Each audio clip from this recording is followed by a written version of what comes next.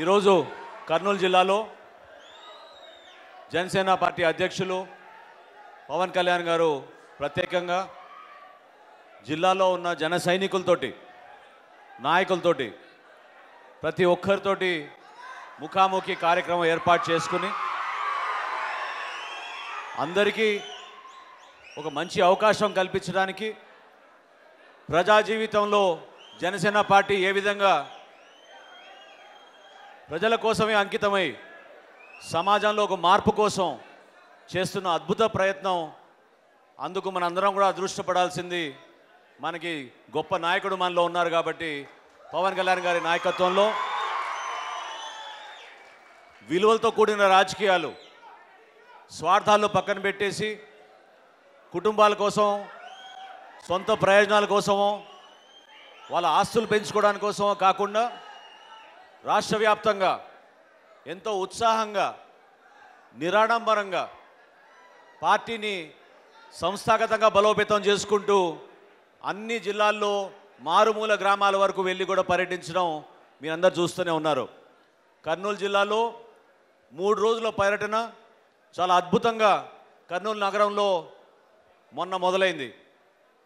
ఎప్పుడు లేని విధంగా ఒక పబ్లిక్ మీటింగ్ నిర్వహణ యువకులందరూ కూడా ఎంతో ఉత్సాహంగా పాల్గొని అద్భుతమైన ఘన స్వాగతం మన నాయకులకు పలికారు. నిన్న కోడుమూరు, ఎమ్మిగనూరు, తర్వాత ఆదోని ప్రాంతంలో ఏ విధంగా ఆదోనిలో స్వాగతం పలికారో చాలామంది గమనించుంటారు, చూస్తుంటారు. ఈ రోజున మధ్యాహ్నం మీ అందరితో సమావేశం పూర్తయిన తర్వాత నంద్యాలలో రోడ్ షో చేసుకుంటూ తదనంతరం ఆళ్ళగడ్డకి వెళ్ళి అక్కడ బహిరంగ సభ జనసేన పార్టీ తరఫున నిర్వహిస్తున్నాం. ఇటువంటి కార్యక్రమాల్లో భాగంగా ప్రతి చోట కూడా సమస్యలు తెలుసుకుని ఎటువంటి ఇబ్బందులు ప్రజలు గురవుతున్నారు, ప్రస్తుతం ఉన్న ప్రభుత్వం ఏ విధంగా స్పందిస్తోంది, సరైన రీతిలో ప్రభుత్వం రైతాంగాన్ని కానీ, మహిళలకు కానీ, విద్యార్థులు కానీ, యువకులకు కానీ అండగా నిలుస్తుందా లేదనే ప్రశ్నలపైన పవన్ కళ్యాణ్ గారు దృష్టి సారించి ఎంతో జాగ్రత్తగా మన పార్టీని ముందుకు తీసుకెళ్తున్నారు. జన సైనికులుగా మీరందరూ కూడా గర్వపడాల్సిన విషయం ఒకటే, రాజకీయాల్లో నిలువెత్తుగా నిజాయితీగా బ్రతికే వ్యక్తి పవన్ కళ్యాణ్ గారు.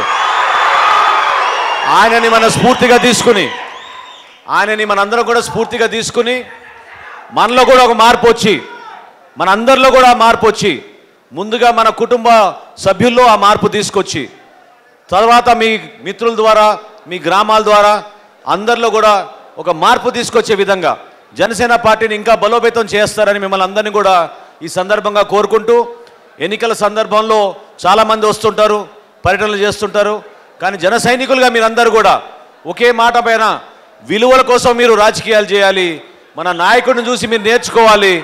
ఆయన కోసం మీరు ప్రతిరోజు కష్టపడి పనిచేయాలి జనసేన పార్టీ విజయాని కోసం అని మిమ్మల్ని అందరినీ కూడా నేను కోరుకుంటూ, ఇప్పుడు మన అధ్యక్షులు వారు పవన్ కళ్యాణ్ గారిని మనస్ఫూర్తిగా ఆహ్వానించి మిమ్మల్ని ఉద్దేశించమని కోరుతున్నాను.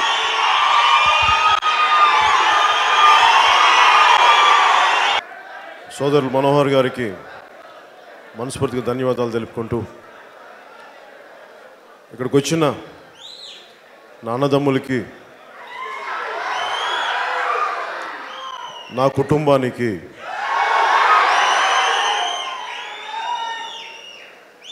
అంటే నాకు 10 మందితో 12 మందితో నాకు 3 అన్నదమ్ములు 2 అక్క చెల్లెలు సరిపోలేదు.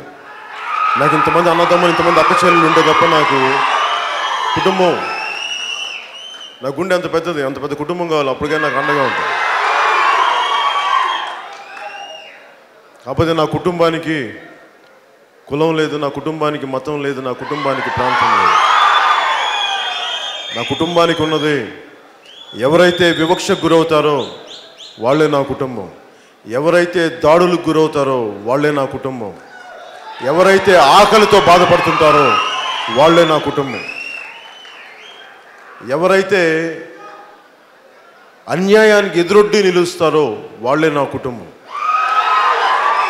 ఎవరైతే ఒక తప్పు జరుగుతున్నప్పుడు చొక్క చించి ఛాతీ చూపించి ఎదురుంటారో వాళ్ళే నా కుటుంబం. ఇక్కడున్న మీ అందరికీ పేరు పేరున నన్ను నమ్మి ఇక్కడ దాకా మీరు నాతో పాటు వెన్నంటి నడుస్తున్నందుకు మనస్ఫూర్తిగా మీ అందరికీ పేరు పేరున నా కృతజ్ఞతలు తెలియజేసుకుంటున్నాను. నేను అంటే కర్నూలు 1953లో మనకి మద్రాసు రాష్ట్రం నుంచి విడిపోయినప్పుడు కర్నూలు రాజధాని. ఆ రోజు నుంచి కనుక నిజంగా ఇక్కడే కానీ ఉండుంటే నా ఊరు ఇదే అయ్యేదేమో.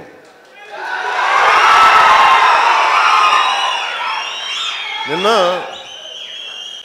దారిలో వస్తుంటే ఒక ఆటో పైన కొణిదెల అని ఉంది. నాకు అర్థం కాల కొణిదెల అంటే ఏంటి అంటే, కొణిదెల అనే గ్రామం ఉందంట మన కర్నూలులో. ఉందా? ఏ మండలం అది?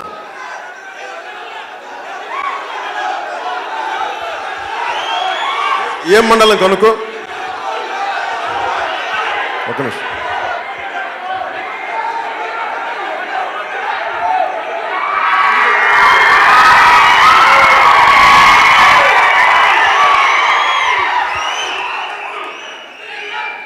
అంటే రాయలసీమలో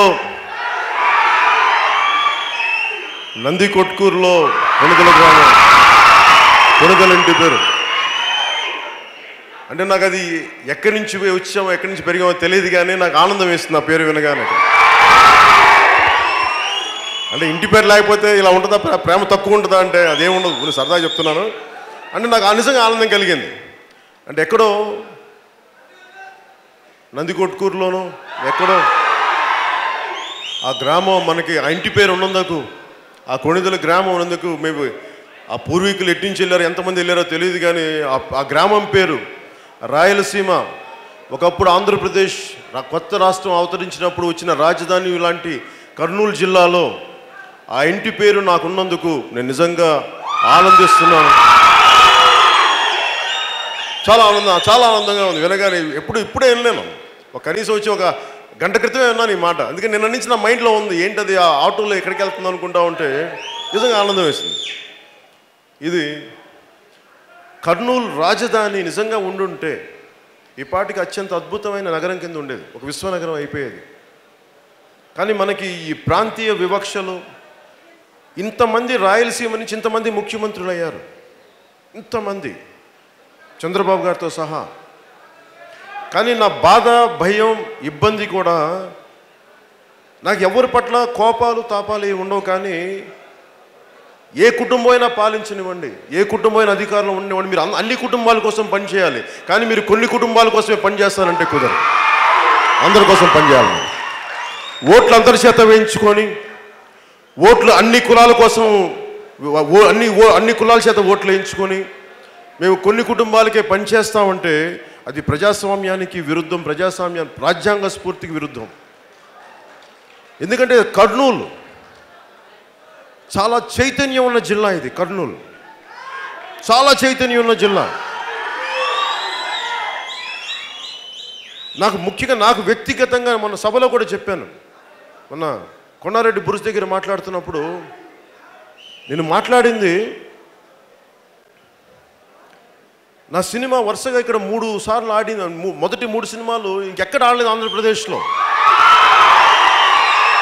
నా మొట్టమొదటి సినిమా ఎక్కడ ఆడలేదు ఆంధ్రప్రదేశ్లో. ఏదో కొన్ని చోట్ల ఒక 4 వారాలు ఆడి వదిలేస్తే, ఆ ఒక్క రోజున ఆ సంవత్సరంలో మటుకు ఒక కర్నూలులో 100 రోజుల పైన ఆడిందండి. రెండో సినిమా ఇంకో 100 రోజులు ఆడింది. మూడో సినిమా ఇంకో 100 రోజులు ఆడితే అప్పుడు నన్ను పిలిస్తే నాకు ఆ రోజు నేను రాజకీయాల్లో లేను, అసలు నేను నన్ను గుర్తుపడతారా అనుకునేవాడిని. ఏదో సినిమాలు యాక్ట్ చేసి నన్ను గుర్తుపడతారా అనుకునేవాడిని. హోటల్ నుంచి దిగి రోడ్డు మీదకి వచ్చేటప్పటికి అమితమైన అభిమానం బయట పెళ్ళు బిగుతుంటే నాకు మనసులో అనిపించింది, ఇది చిరంజీవి గారికి వస్తారు కానీ నాకెందుకు వచ్చారు అనుకున్నాను. ఎందుకంటే నేను నా కోరికల అన్నయ్య అడిగేవాడను, నీకేం అవ్వాలందరూ అంటే నాకు పెద్ద ఏం కోరికలే, మ్యాక్స్ నీ బాడీ గార్డ్ అవుతాను, నీ అంగరక్షకుడిని అవుతాననేవాడు. నీకేమి జరగకుండా చూసుకోవడానికి అది నా బాధ్యత. అంటే ఈ రోజున ఆయన మొదలుపెట్టిన రాజకీయ పోరాటం రక్షణ కోసం నేను ముందుకెళ్తున్నాను. ఆ విధంగా ఆయన ఏదైతే కంకణం కట్టుకొని అడుగేశారో ఆ అడుగులు నేను ముందుకు తీసుకెళ్తాను, కాదు ఇంకో రూపంలో తీసుకెళ్తున్నాను. ఆ రోజున అంటే నేను చాలామందికి నేను మాట్లాడుతుంటే, ఎందుకు నువ్వు ప్రత్యర్థుల నాయకుల ఇళ్లలోకి వెళ్ళి మాట్లాడతావు, ఎందుకు నువ్వు వెళ్ళి పరిటాల సునీత గారి ఇంటికి వెళ్తావు, లేదంటే వెళ్ళి నువ్వు ఎందుకు ఒక టీడీపీ ఎమ్మెల్యే ఇంటికి వెళ్తావు. నేను రాజకీయాలని అంత వ్యక్తిగత ద్వేషంతో చూడను, ఎందుకంటే నాకు వాళ్ళకి వ్యక్తిగత విభేదాలు ఏం లేవు ఎప్పుడు కూడా. నేను చెప్తాను మీకు ఎందుకు, నేను మీకే చెప్పాలి ఈ మాట. ఎందుకు నేను ఇంత బలంగా వెళ్తానంటే, నేను ముందు సయోధ్యకే మనసు పెడతాను. ఫస్ట్ సయోధ్య నెగోసియేషన్ అన్నీ ఫెయిల్ అయినప్పుడు యుద్ధం చేస్తాను, అప్పుడు ఖచ్చితంగా యుద్ధం చేస్తాను. అది ఎలాంటి యుద్ధం చేస్తానంటే నీ తలో నా తలో తెగిపోవాలి, అలాంటి బలమైన యుద్ధం చేస్తాను.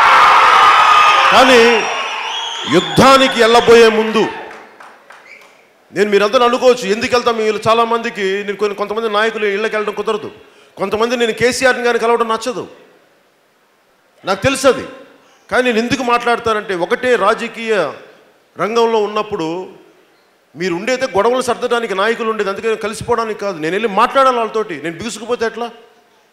రేపొద్దున ఆంధ్ర ప్రాంత ప్రజలకి అన్యాయం జరుగుతున్నప్పుడు తెలంగాణలో, లేదంటే తెలంగాణ ప్రజలకు రేపొద్దున ఆంధ్రాలో అన్యాయం జరుగుతున్న మాట్లాడడానికి నాయకులు నేను ఇంత మాట్లాడడానికి వ్యక్తిగత ద్వేషం అంటే మాటలు లేకపోతే ఎట్లా? మాటలు ఉండాలా? అలాగే మీరందరూ ఎక్కువ మంది ఆన్ యావరేజ్ దాదాపు 25 ఏళ్ళ లోపు ఎక్కువ మంది ఉంటారు ఇక్కడ. మీ ఎవరికి నా మీద నమ్మకంతో వచ్చారు, పిచ్చి నమ్మకం. మేము ఇంకెవరికి నీ మాట ఉంటామంట. మరి మీ మీద దాడి జరగాలనుకుంటే నేను రెచ్చగొట్టేసి నోటికి ఇష్టం వచ్చినట్టు మాట్లాడితే ఆ నాయకులకి ఇరిటేట్ అయ్యి మీ మీద కేసులు పెడితే, అందుకని కూడా నేను కొంచెం సంయమనం పాటిస్తాను. నేను అందుకు మిమ్మల్ని రక్షించడానికి.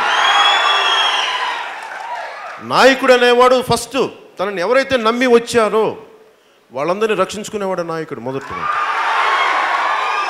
మీరందరూ అనుకోవచ్చు, అన్న మన 2019 ఎలా వీళ్ళు రావట్లేదంటే, నా మొదటి ఆలోచన మిమ్మల్ని ఎలా రక్షించుకోవాలి. ఫస్ట్ నన్ను నమ్మి మీరు వచ్చారు, నేను మీకు ఎలా నిలబడాలి, ఎలా ఉండాలి, నేను నా స్థాయిలో నేను ఏం చేయగలను.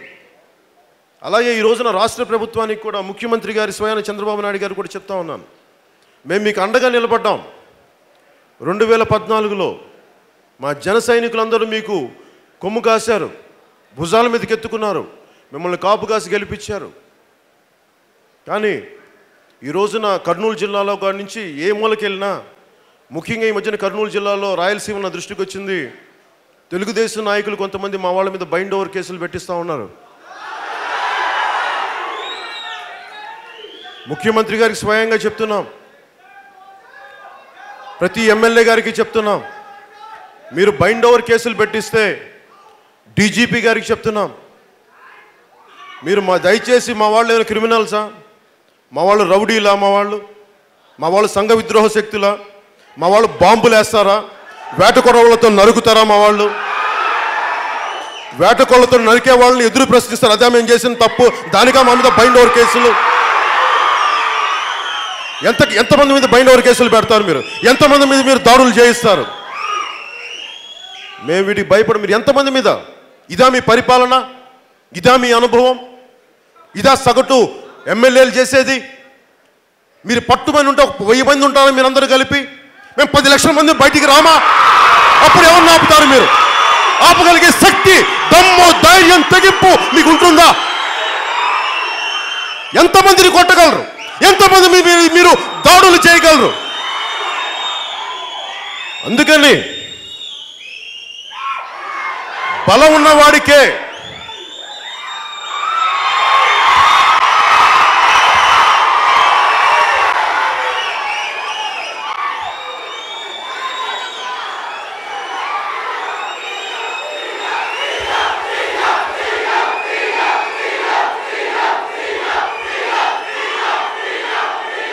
Thank you.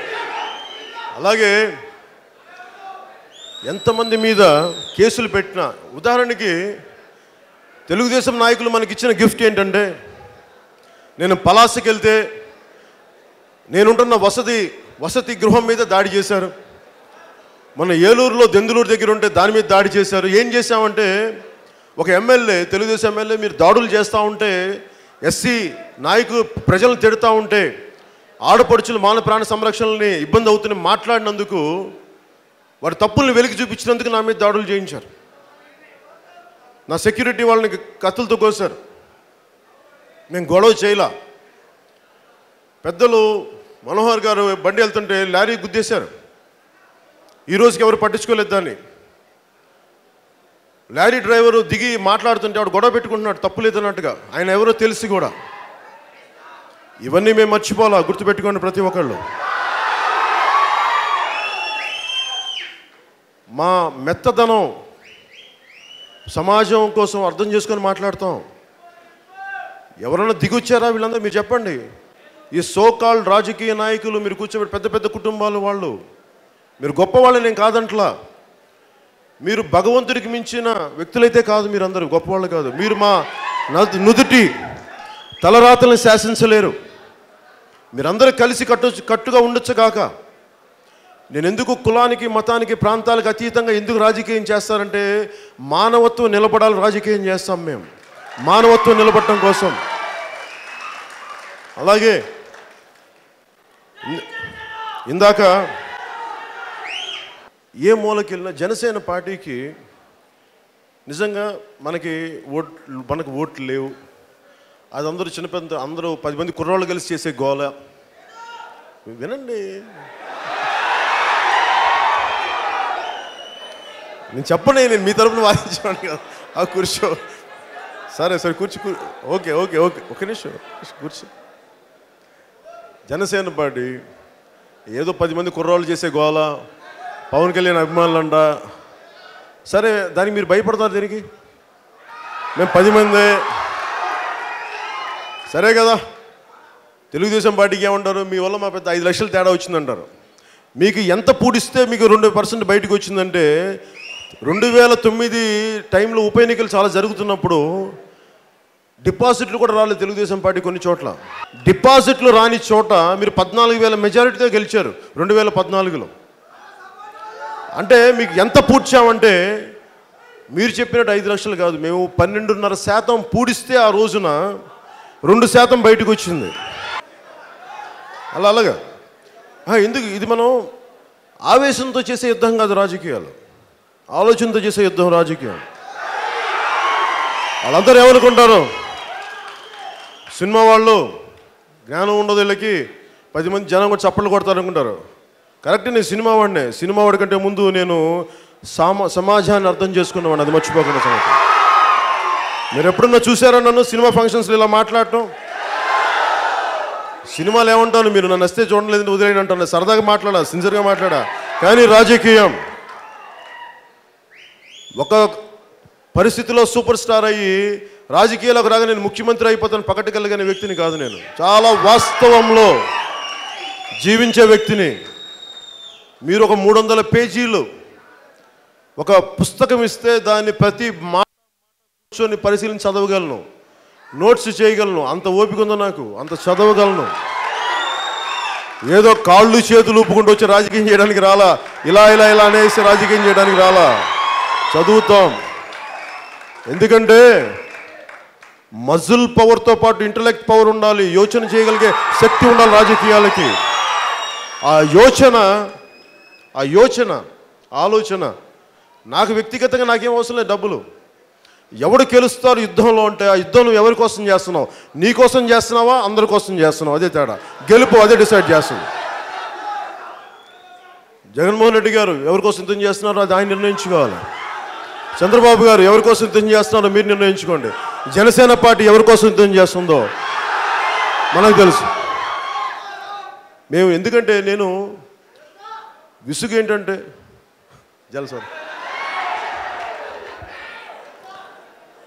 జల్సాలో ఒక డైలాగ్ ఉండదు, చాలా ఆలోచించి పెట్టింది ఆ డైలాగ్. అంటే ఒక్కొక్కళ్ళు చాలా గొప్ప వ్యక్తులు అనుకోవచ్చు. కిరాయి మూకలతోటి, ప్రైవేట్ సైన్యంతో రాజకీయాల్ని శాసించవచ్చు అనుకోవచ్చు. కానీ చాలా సింపుల్గా ఇది కాంశీరామ్ గారిని ఉదాహరించి తీసుకుందాం మాట జల్సాలో. ఏమీ లేకుండా ఒక లారీ టైరు, చెప్పులు కొంటే డబ్బులు కూడా వేస్ట్ అవుతాయని ఒక లారీ టైరు రబ్బర్ కోసి దాన్ని చెప్పులుగా చేయించుకొని తిరిగిన వ్యక్తి కాంశీరామ్. అలాంటోడు ఈరోజు ఆయన కాంగ్రెస్ పార్టీ, మన భారతీయ జనతా పార్టీ, బహుజన్ సమాజ్ పార్టీ ఈ రోజున జాతీయ స్థాయిలో ఉన్న పార్టీ, అదొకటి బలమైన పార్టీ. అంటే చూడండి, ఒక మనిషి తాలూకు శక్తి ఎలా ఉంటుంది. నిలబడాలి ఒకడు, దమ్ము మొత్తం తెగించి నిలబడాలి ఒక్కడి బలం అందరి బలం అయిపోద్ది. ఒక్కడి తెగింపు అందరి తెగింపు అయిపోద్ది. ఆ తెగింపు ఎలా ఉండాలంటే, మా అన్న బాగుండాలో, మా చెల్లి బాగుండాలి కాదు, మా వాళ్ళందరూ బాగుండాలి. మా వాళ్ళంటే మా ప్రాంతం కాదు, మా కులం కాదు, అన్ని కులాలు, అన్ని మతాలు, ఎవరికైతే వివక్ష గురవుతున్నారో అందరూ బాగుండాలి దానికి. అలాగే ఇందాక ఆడపడుచులతో మాట్లాడుతున్నప్పుడు ఒకటే చెప్పాను వాళ్ళు, ఇది జాతీయ గీతం గురించి వస్తే, భారతీయ జనతా పార్టీ అధికారంలోకి రాగానే, అంటే ఇంక ఏ పార్టీకి దేశభక్తి ఉండదా? ఒక భారతీయ జనతా పార్టీకి దేశభక్తి మాకు లేదా? దేశభక్తి కేవలం మీకేనా హక్కు? ఇంకెవరికి హక్కులు లేవా? అంటే ఒక భారతీయ జనతా పార్టీలో ఉండే వాళ్ళే సైనికులు ఉంటారా? మిగతా ప్రాంత సైనికులు ఉండరా?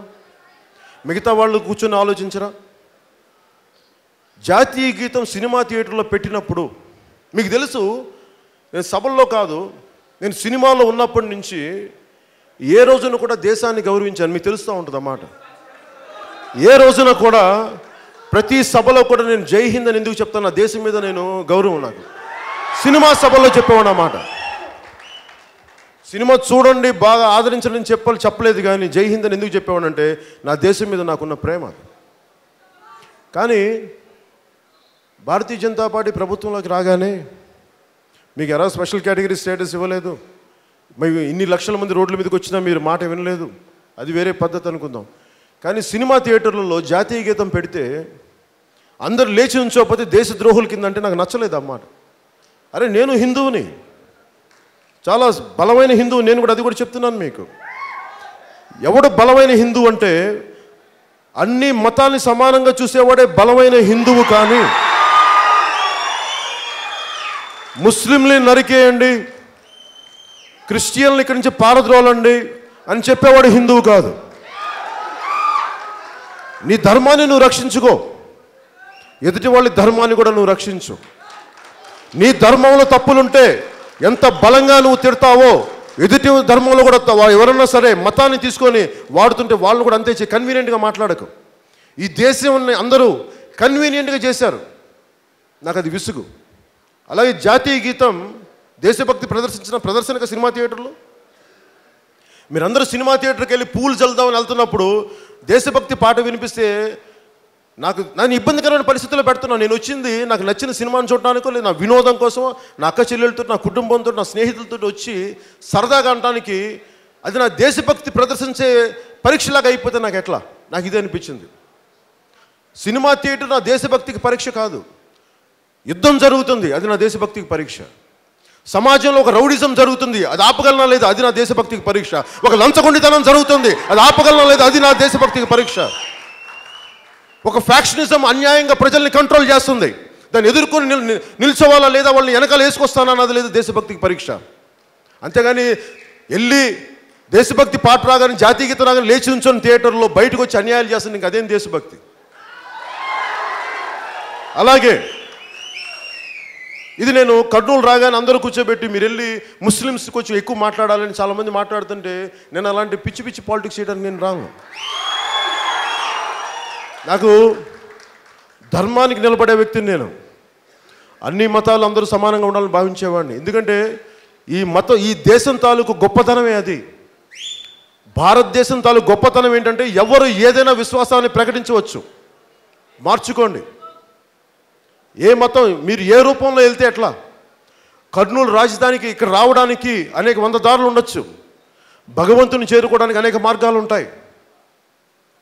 ఇస్లాం ఒకటి కావచ్చు, హైందవం ఒకటి కావచ్చు, క్రిస్టియానిటీ ఒకటి కావచ్చు, కానీ ఏ మతం కూడా ఇంకొక మతస్థుని చంపమనేది చెప్పదు. ఇస్లాం కూడా ఒక 100 మందిని చంపేస్తే నీకు స్వర్గంలో స్థానం లభిస్తుంది అంటే నిజంగా ఇస్లాం చెప్పేది తల్లి పాదాల దగ్గర స్వర్గం ఉంటుంది, తల్లిని సేవిస్తే స్వర్గం ఉంటుందని. మరి అదెవరు మాట్లాడరు, అదెవరు చెప్పరు. ఒక మోడరేట్ పదాలు బయటికి రావాలి. ఎంతసేపు హిందూ దేవుళ్ళని చంపేయండి, హిందూ దేవుళ్ళని నరికేయండి, వాళ్ళ విగ్రహాలను కూల్చేయండి, ఆ మాటలు చూపించి రెచ్చగొడితే మరి చాలామంది ముస్లిం మేధావులు, ముస్లింలు మరి వాళ్ళు కూడా మాట్లాడతారు. మన ఇస్లాం తాలు గొప్పతనం చెప్తున్నప్పుడు మనం గొడవలు పెట్టున్నారు, అవి ఎందుకు రావు బయటికి? టీవీలో అవి ఎందుకు రావు? ఛానల్స్లో ఎందుకు రావు? న్యూస్ పేపర్స్లో అవి ఎందుకు రావు? గొడవలు కావాలి వీళ్ళకి. అలాగే ఈ రోజున సరిహద్దులో యుద్ధాలు జరుగుతూ ఉన్నాయి. నేను మొన్నే చెప్పాను, నాకు చాలా సంవత్సరాల క్రితం చెప్పారు ఎలక్షన్ల ముందు యుద్ధాలు రాబోతుందని. నేను నమ్మేవాడిని కాదు అలా జరుగుద్దా అని. బట్ ఈ రోజున అది ఎలా జరిగిందో కానీ ఈరోజు యుద్ధానికి మొట్టమొదటిగా ఇప్పుడు దాడులు చేశారు, 10 విమానాలతో దాడులు చేశారు. ఇవన్నీ ఏం సూచిస్తున్నాయి అంటే అస్థిరతను సూచిస్తూ ఉన్నాయి. మనం చాలా జాగ్రత్తగా ఉండాల్సిన సమయం. ఆదోని కానీ ఇక్కడ కానీ రకరకాల గొడవలు చేయడానికి ఆస్కారాలు ఉన్నాయి. ముఖ్యంగా అన్ని మతస్థులకి, అన్ని వ్యక్తులకి నేను చెప్పదలుచుకుంది, చాలా సున్నితమైన వాతావరణం ఏర్పడుద్ది మనకి. అది ఇస్లాం మతంలో కానీ హిందువుల్లో కానీ ఎవరైనా సరే ఎక్స్ట్రీమిజం ఎవరు ఉన్నా కానీ దాన్ని మనందరం ఖండించాల్సిన బలమైన పరిస్థితి. ఖచ్చితంగా మాట్లాడాలి. ఒక కరుడు గట్టిన ముస్లిం నాయకులు హిందూ దేవుళ్ళని తిడతా ఉంటే హిందువులు ఎంత బలంగా ఖండించాలో ముస్లిం నేతలు కూడా అంతే బలంగా ఖండించాలి, నువ్వు చేస్తుంది తప్పని. అలాగే హిందువు ఎక్స్ట్రీమిస్టులు ఇస్లాం మతం మీద దాడి జరుగుతున్నప్పుడు హిందువులందరూ బలంగా ఖండించాలి, ఇస్లాం మతస్థులతో పాటు బలంగా ఖండించాలి. మిగతా వాళ్ళు చేస్తారో లేదో నాకు తెలియదు కానీ వాళ్ళు ముస్లింలు కానీ హిందువులు కానీ ఏ మతస్థులైనా కానీ దేశ సమగ్రతకి కానీ దేశ సార్వభౌమత్వానికి కానీ మతాల ఐక్యతకు కానీ విఘాతం కలిగించే ఎలాంటి చర్యలైనా జనసేన పార్టీ తరపు నుంచి నేను చాలా బలమైన ఖండిస్తాను. నేను వెనకను. వీళ్ళనంటే ఓట్లు పోతాయేమో, వీళ్ళనంటే నన్ను పట్టించుకోలేమో. ఎందుకంటే ఈ దేశం తాలూకు స్లోగనే సత్యమేవ జయతే. ధర్మం ఎప్పుడు ఒక మతం వైపు ఉండదు, ధర్మం మానవత్వం వైపు ఉంటుంది. ఎవడైతే మానవత్వాన్ని పట్టుకుంటారో ధర్మం అటువైపే ఉంటుంది. జనసేన ధర్మాన్ని నిలబెట్టడానికి వచ్చింది. కష్టం ఉంటుంది నాకు తెలుసు, ఒకసారి నాకు అనిపిస్తుంది ఇంత కష్టం అవసరం నాకు అనిపిస్తుంది. ఎందుకు భరిస్తానంటే మార్పు రావాలంటే ఒకటి భరించాలి. ప్రసవ వేదన, ఏడుపు. రోజు లెగవగానే నాకు ఆత్మస్థైర్యం పోతూ ఉంటుంది. ప్రతిరోజు నేను ధైర్యవంతుని అనుకుంటున్నారా? ప్రతిరోజు ధైర్యం ఉండదు, ప్రతిరోజు భయం ఉంటుంది. కానీ రోజు గెలవాలి. ఆ రోజుని పిరికితనం అనే ఒక మందు గుణం ఎప్పుడు మనం వెనక్కి లాగుతూ ఉంటుంది రోజుని ఎదుర్కోవాలంటే. అలాగే నన్ను కూడా పిరికితనం రోజు లాగుతుంటుంది వెనక్కి. పారిపోవద్దు, సినిమాలు చేసుకో, సినిమాల నుంచి ఎక్కడికి అడవుల్లోకి వెళ్ళిపో, ఎవరికి కనిపించుకొని. కానీ ధైర్యం అనే గాంధీవాన్ని ధరించి బాణం పెట్టుకుని నరుకుతూ ఉంటాను పిరికితనాన్ని. భరిస్తాం. ఎంతకాలం ఎవడైనా బెదిరిస్తాడు. మన ఉనికి, మనకి స్వేచ్ఛ, ఆజాదీ, మనకు ఆజాదీ కావాలి. మనకి ఫ్యాక్షనిస్టుల నుంచి స్వేచ్ఛ కావాలి, మనకి రౌడిజం నుంచి స్వేచ్ఛ కావాలి, మనకి అరాచక రాజకీయాల నుంచి స్వేచ్ఛ కావాలి. మనకి మన ఆడపడుచుల మాన ప్రాణ సంరక్షణల కోసం రౌడీల నుంచి స్వేచ్ఛ కావాలి. మనకి మన చిన్నపాటి బిడ్డల్ని రోడ్ల మీద పంపిస్తే నా బిడ్డకి ఏం జరగదు అన్న భరోసా కావాలి మనకి. దానికోసమే జనసేన పార్టీ బలంగా మాట్లాడతాను. ఈరోజు నేను ఎవరు నమ్మొచ్చారంటే గొప్ప నాయకులు వస్తారని చెప్పిన నాయకులు ప్రజల్లో నుంచే పుడతారు. అవసరం నాయకుల్ని తయారు చేస్తుంది. అవసరం గత్యంతరం ఎవడ లేకపోతే పిరికితనంతో పారిపోయేవాడు నాయకుడు అయిపోతాడు. నేను చాలాసార్లు వెనక్కి వెళ్ళిపోయి నాకు ఎందుకు లేదో గొడవ అని వెళ్ళిపోయి నాకు అనిపించింది పిరికితనంతో పారిపోతావా లేదా ధైర్యంతో చచ్చిపోతావు అంటే ఐ ప్రిఫర్ ధైర్యంతో చచ్చిపోవడం బెటర్ అండి. మీరు ధైర్యంగా ఉండండి, బలంగా ఎదుర్కోండి. పిరికితనం మటుకు దగ్గరికి రాని, పిరికితనాన్ని రోజు జయించండి.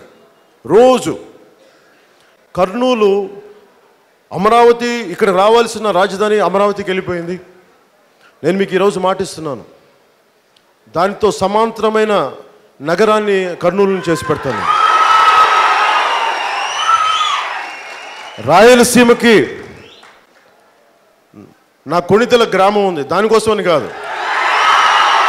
ఆ కొణిదెల గ్రామం లేకపోయినా నేను చేస్తా, కానీ కొణిదెల గ్రామం ఇక్కడ ఉంది కాబట్టి అది నాకు మీకు మీ నమ్మకం కలిగించడానికి అట్లీస్ట్ నేను ఈ మరి ఎక్కడి నుంచి వచ్చిందో గ్రామం తెలియదు, కానీ నా పేరు ఎక్కడి నుంచి వచ్చిందో తెలియదు, కానీ నేను మీకు ఇస్తున్నాను. కర్నూలుని ఇంకొక బలమైన విశ్వనగరంగా తీర్చిదిద్దే బాధ్యత నేను తీసుకుంటాను. ఎంపీలు ఎమ్మెల్యేలు దిగడానికి కాదు, ఇంతమంది స్కిల్ సెంటర్స్ కానీ, ఉపాధి అవకాశాలు కానీ, ఉద్యోగాలు కానీ బలంగా చేద్దాం. ఎందుకంటే నాకు ఈ కాంట్రాక్ట్ రావాలంటే నాకు డబ్బులు ఎంత అంటే అభివృద్ధి ఎక్కడ ఉంటుంది? మనకు అవసరం లేదు. మాకు ఇక్కడ పరిశ్రమలు రావాలంటే మాకు మా వాళ్ళకి ఎంతమందికి ఉద్యోగాలు ఇస్తారు, మా యువతకి ఎంతమందికి ఉద్యోగాలు ఇస్తారు, మన ఆడపడుచులకి ఎంతమందికి ఉపాధి అవకాశాలు లభిస్తాయి. నిన్న మన ఇక్కడి నుంచి కరెక్ట్గా 2 కిలోమీటర్లు కూడా లేదు, జగన్నాథ్ గట్టుకెళ్ళి. ఇప్పుడు ఇంతమంది నాయకులు ఉన్నారు. రాయలసీమ అంటే మేము చచ్చిపోతామని చెప్పే నాయకులు ఉన్నారు. రాయలసీమ నుంచి ఇంతమంది ముఖ్యమంత్రులు అయ్యారు, స్వయాన ముఖ్యమంత్రి గారు కూడా ఉన్నారు. 9400 ఇళ్ళు ఖాళీగా నిరుపయోగంగా పడున్నాయి. ఇన్ఫ్రాస్ట్రక్చర్ లేదు, రోడ్లు లేవు, నీళ్ళ సదుపాయాలు లేవు. ఒకవైపు ఏమో చాలామంది అరే మేము గరీబ్ వాళ్ళం, మాకు ఇల్లు లేవు, మాకు ఆ ఇల్లు ఇప్పించమంటే మాట్లాడడానికి ఎమ్మెల్యే లేడు, మాట్లాడే ఎంపీలు లేరు. మరి ఇవన్నీ భయపెట్టి ఎలా పాలిస్తారు మీరు? ఒకవైపు ఏమో ఇల్లేమో ఖాళీగా నిరుపయోగంగా ఉన్నాయి, మరి ఎవరి కాళ్ళు పట్టుకుంటే ఆ ఇల్లు ఇస్తారు నాకు తెలియట్లా. అసలు కాళ్ళు ఎందుకు పట్టుకోవాలి ప్రజలు? నాయకులు ఏమైనా పెట్టి పుట్టారా? మా ఓట్ల చేత వేయించుకొని మీరు మాకు రాజులై మమ్మల్ని మీ పాదాలతో తొక్కేస్తానంటే మీ పాదాలు పట్టుకొని కిందకి లాగితే మీరు ఎక్కడుంటారు మీకు తెలుసా సంగతి? అందుకనే సరికొత్త రాజకీయ తరం బయటికి రావాలి, బాధ్యతతో ఉన్న రాజకీయ తరం బయటికి రావాలి. అందుకని మీలో నుంచే గొప్ప వాళ్ళు రావాలి. ఫస్ట్ నేను మీలో ఈ రోజున ఇంతమంది ఉన్నారు ఇక్కడే అనుకుందాం, ఉదాహరణకి సభకే దాదాపు ఒక 300 మంది ఉంటారా? 500 ఈ 500 మందిలో 500 మందికి ఒక బలమైన ఆలోచనతో వచ్చారు. 500 మంది ఈ రోజున బయట గొడవ జరుగుతుంది ఎదుర్కొందామంటే ఎంతమంది బయటకు వస్తారు? ఒక రోజున బయటకు వస్తారు, అందరం వెళ్ళి ఒకసారి ఎదుర్కొంటాం. కానీ ఇదే సంవత్సరం పాటు చేయాలంటే అందరు జారిపోతారు, కొద్దిగా భయాలు, ఇంకొక అవసరాలు కావచ్చు. అలా కాదు, విను, నేను చెప్పేది విను. నువ్వు పారిపోతావని చెప్పట్లా, నీ గురించి వస్తాను. ఇది అంటే ఎవరైతే సస్టైన్ చేయగలరో, ఒక దాడిని బలంగా ఉంచగలరో, ఎదుర్కోగలరో సంవత్సరాల పాటు, వాళ్ళు బలమైన నాయకులు అవుతారు. అంటే 500 మంది అంటే 1,00,000 మంది కనుక ఇది తప్పు, దీన్ని ఎదుర్కోవాలని ఆలోచన పెడితే 10,000 మంది రోడ్ల మీదకి వస్తారు, 100 మంది నిలబడతారు. ఒక పట్టుమని 10 మంది చాలా బలమైన నాయకులుగా అవుతారు. ఆ 10 మందే మిగతా 1,00,000 మందికి ప్రభావితం చేసే వ్యక్తులు అవుతారు. అలాంటి 10 మంది మీరు ఎంతమంది ఉన్నారో పరిస్థితులే తెలియజేస్తాయి. నేను నిలబడతాను. అందుకని ఈ యుద్ధాన్ని నేను చాలామంది చెప్తాను, అన్న మాకు చాలా అన్యాయం జరుగుతుంది అనంతపురంలో చెప్తుంటారు. ఈ లీడర్స్ని చూస్తే మా కోపాలు వస్తున్నాయి, ఎదుర్కోవాలంటే మీరు సంయమనం పాటించండి. మీరు ధైర్యాన్ని కూడా స్ట్రాటజైజ్ చేయండి. ఎప్పుడు ధైర్యం చూపించాలో కూడా మీకు తెలియాలి. ఎప్పుడు యుద్ధం చేసేటప్పుడు ప్రతిసారి చొక్కా దించుకొని యుద్ధం చేయడం కాదు, చచ్చిపోవడం కాదు. చచ్చిపోయిన వెనక ఒకళ్ళు చచ్చిపోవాల్సిన పరిస్థితి వస్తే నువ్వు గెలిచి చచ్చిపోవాలి, ఓడి చచ్చిపోకూడదు. ఒకరి ఆత్మత్యాగం, ఒకరి బలిదానం ఆశయాన్ని ముందుకు తీసుకెళ్ళాలి, కానీ ఆశయాన్ని చంపేసేలా ఉండకూడదు. మీరు అది గుర్తుపెట్టుకోండి. అందుకనే మీరు యుద్ధం చేసేటప్పుడు స్థానిక రాజకీయ నాయకులు మిమ్మల్ని బెదిరిస్తున్నప్పుడు మీరు ఇంట్లో నుంచి బయటికి వస్తే మిమ్మల్ని చంపేస్తామంటే మీరు వాళ్ళకి ఎదురు తిరగకండి, బయటికి చూపించకండి, కానీ లోపల మట్టుకు లొంగకండి. బయటికి లొంగినట్టు చూపించండి, లోపల లొంగద్దు. 2019లోది ఓటు రూపంలో గుద్దేస్తారా? కుదరినప్పుడు అది కూడా చెప్తున్నాను, ఆసియాని ముందుకు తీసుకెళ్ళడానికి ఒక ఓటమి తీసుకోవడానికైనా పర్లేదు, కానీ ఆసియాని చంపకండి. మీరు వ్యూహంతో, తెలివితోటి, తెగింపుతోటి యుద్ధం చేయండి. మీ మనసులో భావాలు ఎవరికి తెలియజేయనివ్వకండి. వాళ్ళు వచ్చి మిమ్మల్ని ఇంట్లోనే చేసేస్తాం, లేదంటే మీ తల్లిదండ్రులు మీకు బెనిఫిట్ స్కీమ్స్ని తీసేస్తామంటే లోపల మటుకు లొంగద్దు, భయపడద్దు. ఓకే సరే, ఈరోజు మంది కాదు, భరిద్దాం. మనిషిలో ఎంత శక్తి దాగుందంటే నువ్వు చెడుకి ఉపయోగించవచ్చు ఆ మనసు, ఒక మంచితనాన్ని కూడా ఉపయోగించవచ్చు, ఒక కన్స్ట్రక్టివ్ పర్పసెస్ కూడా ఉపయోగించవచ్చు, విధ్వంసానికి ఉపయోగించవచ్చు అదే మనసు, అదే మనిషి తాలూకు శక్తి, అదే కన్స్ట్రక్షన్ కూడా ఉపయోగించవచ్చు. నేను నా మానసిక శక్తిని సమాజాన్ని పునర్నిర్మాణానికి వాడతాను, సమాజ విధ్వంసానికి నేను వాడను. అందరూ మీరు కూడా నేర్చుకోవాల్సింది పాటించండి. ప్రతి ఓటమి భయపెట్టకూడదు. మనం ప్రతి ఓటమికి జయానికి ఇంకొక మెట్టు అని వెళ్తున్నాం. అబ్రహాం లింకన్ అన్నిసార్లు ఓడిపోయాడు, సెనేటర్గా ఓడిపోయాడు, కౌన్సిలర్గా, అన్ని రకాలుగా ఓడిపోయి ఫైనల్గా అమెరికన్ ప్రెసిడెంట్ అయ్యాడు. చాలా బలంగా ఒక ఆలోచన అనుకున్నప్పుడు మీకు అంత బలమైన సహనమైన శక్తి ఉండాలి యుద్ధం చేయడానికి. సస్టైన్డ్ వార్ఫేర్ అంటే కత్తులు కటారులతో యుద్ధం కాదు, బాంబుల దాడులతో యుద్ధం కాదు. యుద్ధం అంటే మనసులో జరుగుద్ది, మనసుకి మనిషికి మధ్య జరుగుద్ది. It's a battle of minds. ఇది మీరు గుర్తుపెట్టుకోండి. అలాగే రాయలసీమలో ఫ్యాక్షనిజం పోయి, గ్రూపిజాలు పోయి, ఇక్కడున్న యువత దృష్టి పెట్టండి, ఆలోచన పెట్టండి. మారాలనుకోండి, మారిపోద్ది. ఎవరితో గొడవ పెట్టుకోకర్లా. ఒక్కసారి మీ మనసులో మార్పు వచ్చిందంటే వాళ్ళలో మార్పు వచ్చేస్తుంది. మనం జలసాలు చెప్పింది అదే. మేము చేయడానికి కమర్షియల్ సినిమాలు చేశాను, 10 మంది చప్పట్లు కొట్టే సినిమాలు చేశాను, కానీ దాని వెనక చాలా ఆలోచనతో చేసాం. ఒక మాట ఏం ప్రభావితం చేస్తుందని ఆలోచించే చేసాం ఆ సినిమాలు. అలాగే నేను బేసిక్గా ఆలోచించేది కూడా, ఖుషీలో పెట్టిన లాస్ట్లో కత్తితో నరుగుతా అంటే నీలోని చెడుని నరుగుతున్నాను కానీ నిన్ను కాదంట. అలాగా మన కనిపించని కత్తితోటి, మాటనే ఖడ్గంతో, మన మాటే ఖడ్గం, చెడుని విచ్ఛేదం చేద్దాం, చెడుని చంపేద్దాం, అధర్మాన్ని తీసేద్దాం, ధర్మాన్ని నిలబెడదాం. మీ అందరికి కూడా నన్ను నమ్మి ఉన్నందుకు మీరు నాతోటి 2019 ఒకటే చూడకండి, నాతో 25 సంవత్సరాలు నడవడానికి సిద్ధపడండి. మీ అందరికీ మనస్ఫూర్తిగా ధన్యవాదాలు తెలుపుకుంటూ, నాకు అవకాశం వచ్చిన మీ అందరికీ ధన్యవాదాలు తెలుపుకుంటూ సెలవు తీసుకున్నాను. జై హింద్.